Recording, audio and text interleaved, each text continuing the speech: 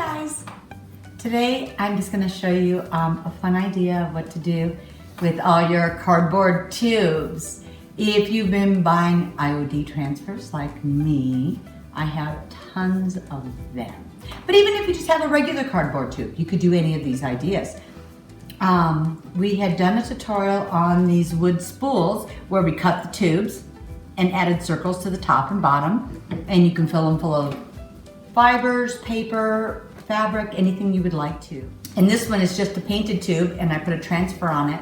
And I probably need a bigger bouquet of flowers. It'd be fun because you could hang it and put anything into it. How about even like a little Christmas stocking, add a little foot to the bottom. Wouldn't that be kind of fun? This guy was fun.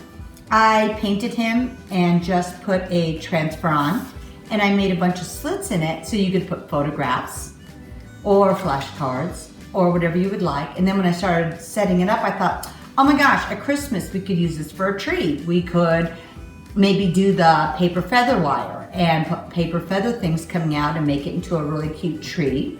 And then maybe put a base on it. So we'll have to play with that when winter comes back around. This one was really fun. It was a little bit of it was kind of a challenge someone had brought up, and I tried to find stuff that I just had, and I cut a tube, and all I did was dip into plaster of Paris, and I just laid it down on some plastic and let it dry. Then I painted it, used one of our molds, added a fun little saying to the front, and I'm probably gonna glue it to this little piece of wood, and you could use it as a pencil holder, scissors, anything you would like to put into it. But I thought this was fun. Reusing what you've got, and that's what it's all about.